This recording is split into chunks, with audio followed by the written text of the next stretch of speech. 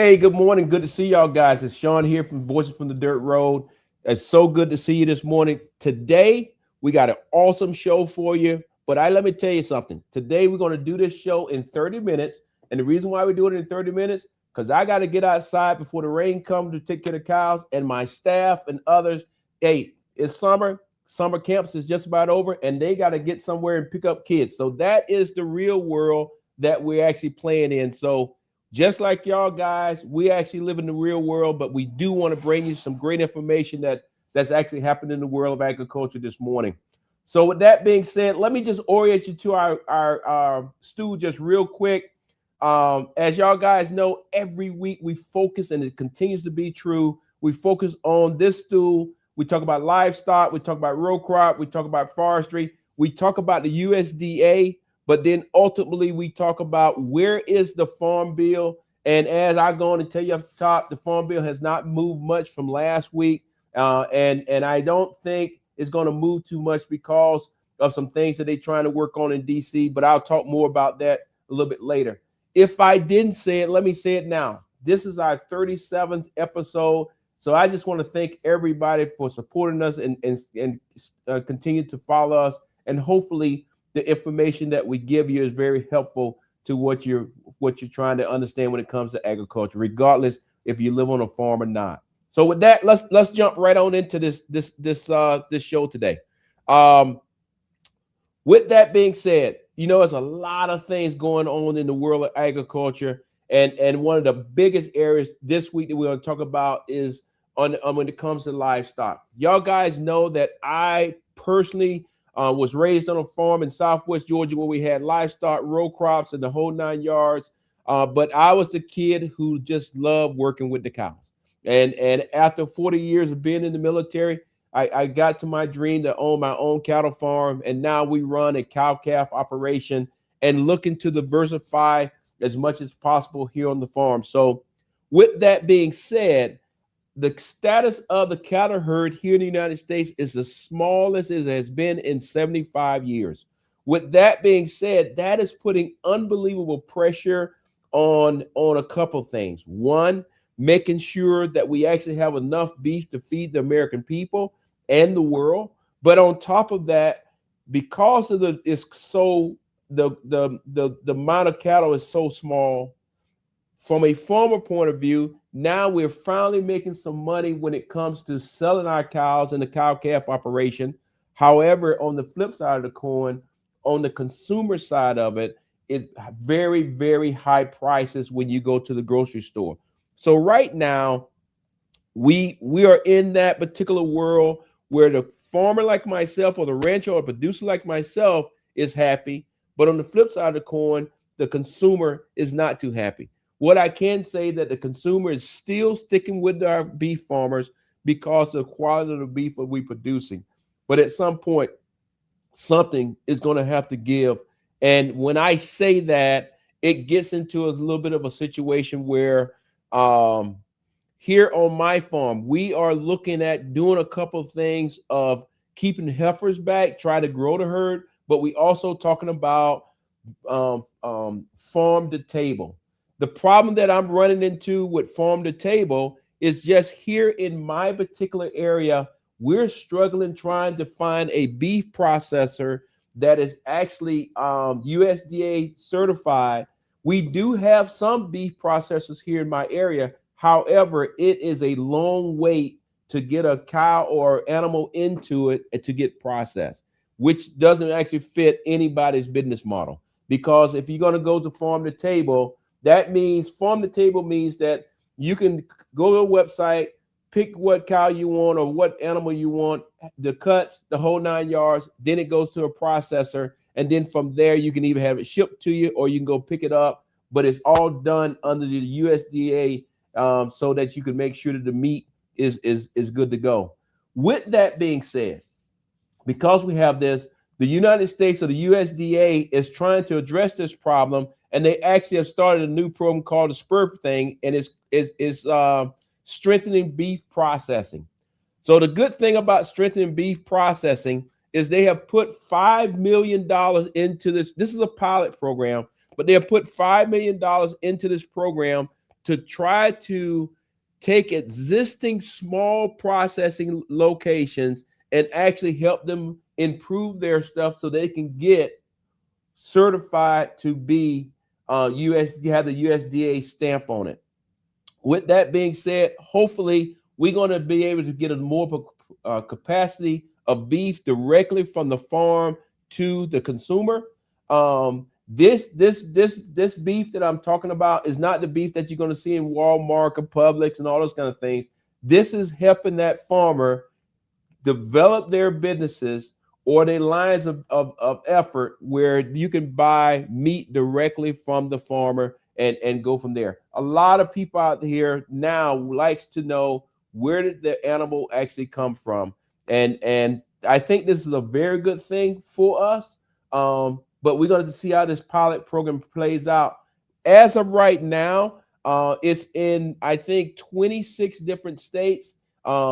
And Georgia is not one of those states that's directly on the list, but meat processing locations here in the state of Georgia can apply. And I encourage you to go to the Georgia agriculture page to get more information on that. So that's where we're at when it comes to the process. And we'll talk more about this as time go on, because, many farmers are concerned about it or want to get more involved in farm to table, but you got to have somebody that's going to be able to process the meat and make sure the meat is cut the right way and is clean and safe for the consumer. The other big thing that's going on here in the United States is we have new updates when it comes to the new screwworm. And as you can see here, one of the couple things I just want to bring to your attention. Now we have 39 cases. So it is spreading, but it's not spreading as fast. So that's a good thing. It's still in Texas, still in New Mexico. But one of the key things I just want to bring to your attention is this is as of the 16th, okay? This was as of the 16th. But one of the key things I want to bring to your attention, you see the graph that's on the screen now that you can see? You can actually go to the USDA webpage and actually pull this for yourself to actually see. And I think that is the takeaway that I wanted to make sure that you are aware of, that you can get this information real time yourself, because right now it's only 13 cases that are active, 26 of them or have been dealt with. And that simply means, you remember last week, we actually showed the process of them putting out the sterile flies and all that. So it's actually working, and hopefully here in a few more weeks, they'll have this issue completely taken care of, and we won't have to be worried about it anymore. But again, I want to emphasize that this particular screwworm, yes, it will hurt your animals and pets and all those kind of things. But when it comes to beef or chicken or whatever, it has no effect on the meat that goes into to consumption that we eat every day. However, we do need to make sure we get our hands around the screwworm problem. Now, I know I'm moving pretty fast on you, but like I said, this is real world. Let me just take a little bit more of this coffee here, because I'm trying not to cough because outside we've been getting rain, we getting super hot, the whole 9 yards, and I done messed around and caught a cold. So I'm going to try to do this entire show without coughing. If I pull that off, boy, I should get a Grammy or something. I don't know, or Emmy. I don't know what they give out, but I should get something. Well, the next area that I just want to bring to your attention today, and we'll do a deep dive in on this, and I'm excited about it because this is what we do on our farm, and there's many other farmers that are doing it throughout the United States, and specifically here in Georgia, and that's called regenerative ag. And with that regenerative ag, it is where you actually move your cattle around on the farm. It's not organic, but it is where you actually move the cows around. You treat them with respect and all those kind of things. But before I get too deep in it, let me just take a break and let the team, let's play the video, and then I'll come back on the other side. This executive order is on regenerative farming. It places an emphasis on modernizing agriculture through things like chemical research and public-private. The executive order also states that these measures should lower input costs for farmers, which is one of the biggest headaches right now. Now, we spoke with experts in regenerative agriculture about this order, and they say that they're grateful for the official nod to their work. We've been involved in a project with Nature Conservancy and many other organizations to see what are the barriers to greater adoption of these practices, and put together a roadmap document that can help solve those problems along the way. The group that convened sees retail agronomists as the pathway to get to growers because it's a trusted relationship that already exists. So it's been a really positive development from that standpoint. For those that are well versed with regen and have experienced in seeing the positive results, it's really encouraging to see folks recognize that and implement policy to direct us to a better future. Both experts also have their doubts. The executive director of the Soil Health Academy says that he's not sure how successful this will be, while the president and the CEO of the Ag Retailers Association believes that there are some things in this executive order that don't belong. The things that give us concern are things that were pretty obviously cut and pasted from the MAHA report. And MAHA is mentioned several times in the executive order. Things like studying cumulative effects, which is already covered under FIFRA. Things like looking at desiccation, which is an extremely minor use in some parts of the country, also covered by FIFRA. We have quite a track history of conservation efforts in our country that haven't necessarily achieved our goals. So as far as the implementation of the policy, I don't really have concerns about that, but whether or not it will achieve our outcomes will yet to be seen. The executive order does not state a timeline for when these priorities will happen, and it also does not state specific goals. So, for example, how much farmland it aims to change to regenerative farmland.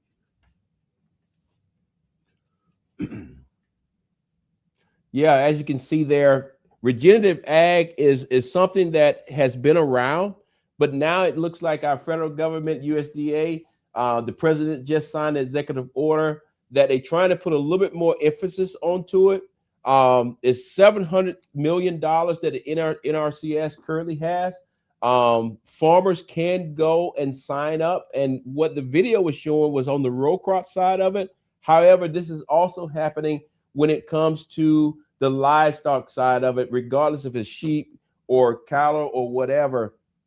Give you a prime example here on my farm. We actually run a regenerative ag farm.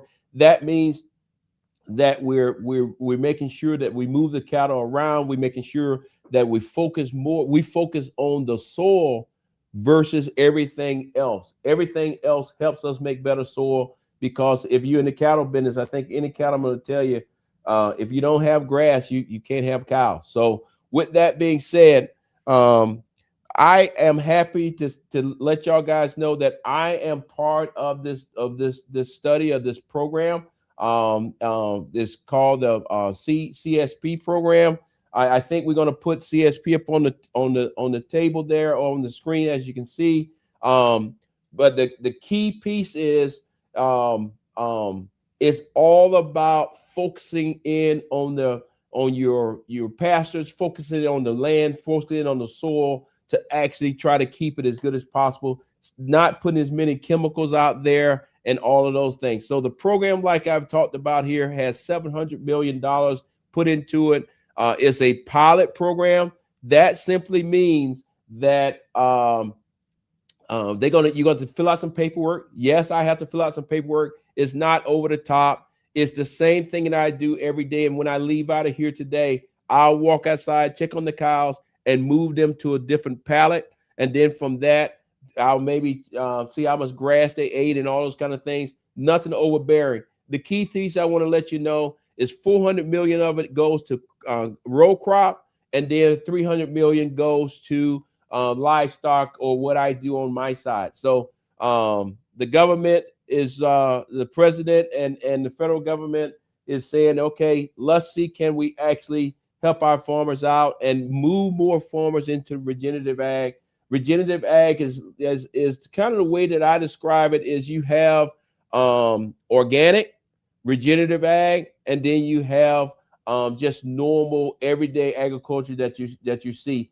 All of those areas of agriculture is just fine. It's up to the farmer to pick which one they want to work in. And oh, by the way, many farmers may have a portion of their farm that's in organic. Another portion they're doing is regenerative ag, and then another portion is still the traditional. All is right. Nothing's wrong with it. It's just up to the farmer. But the other piece I want to make sure that you're tracking when you're talking about regenerative ag is now on the side of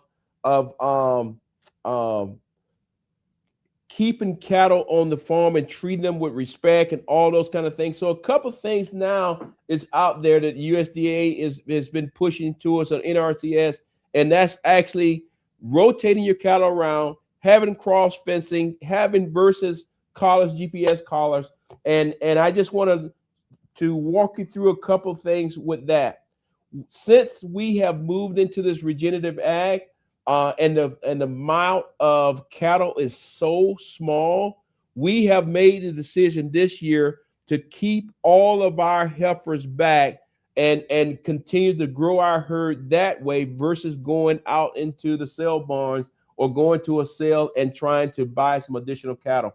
As you know, cattle is very expensive right now. So let me kind of walk you through what we're doing on my personal farm. Let me talk the cross fencing first. So if you look at that particular picture right there, you can see those fences there that's in the background. And then there's like a little bitty thing you can see way over there. I apologize for the picture. That's a waterer. And the way it's set up is that the cows continue to move from pallet to pallet. The only thing I have to do this morning is walk out there, open the gate and say, come on, girls. They are trained to walk through. No stress, no screaming, no nothing. And here is a better picture for you. As you can see there is the fence that cross fence or actually split the field or the pasture into two.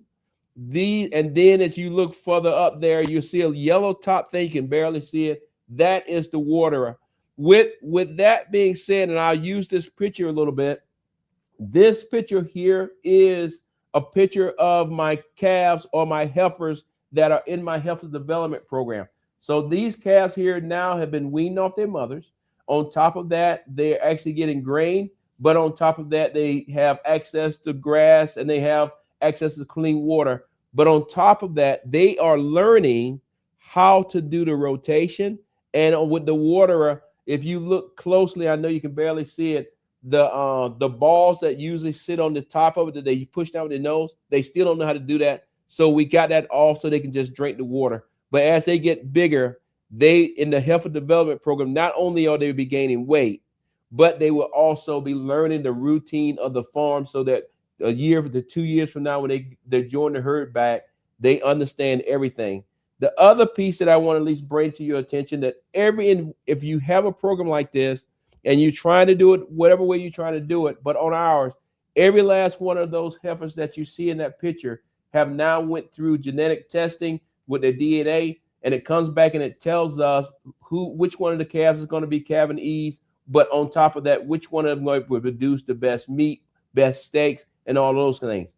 With that being said, that is how we'll make our decision on which one of those calves stay on the farm or which one of them are sold off, not as meat, but potentially to some other farm. So here's a picture right here. We'll get off of this real quick, but that was them yesterday afternoon eating some grain and then going back to eat grass. And like I said this morning, we're going to get out there and feed them again this morning and check on them.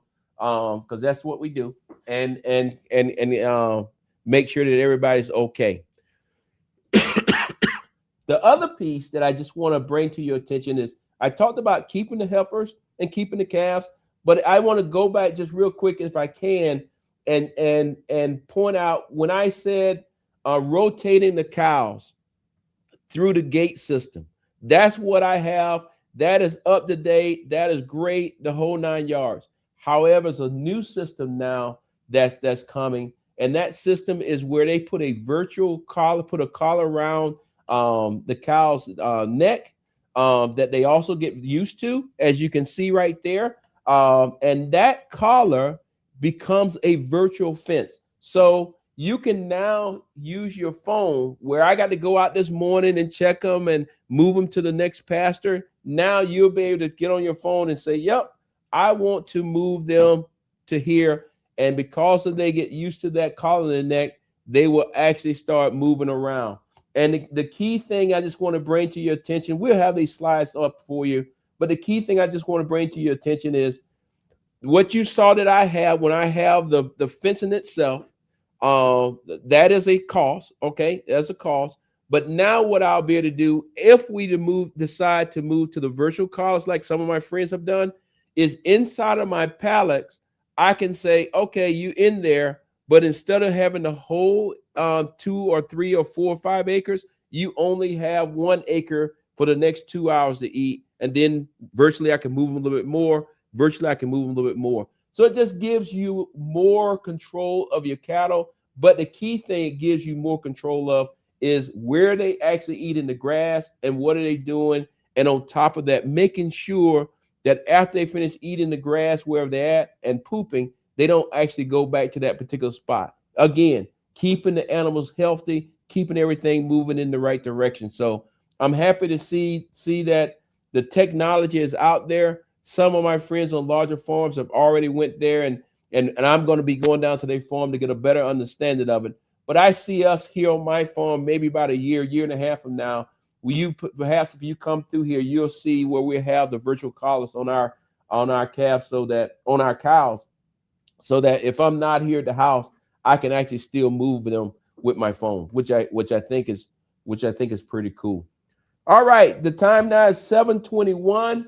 We got about 200 people watching us, so I just want to say thank you for watching our show. I know it's super early, but also let me just look at my notes. I want to make sure I touched everything because I'm moving pretty quick.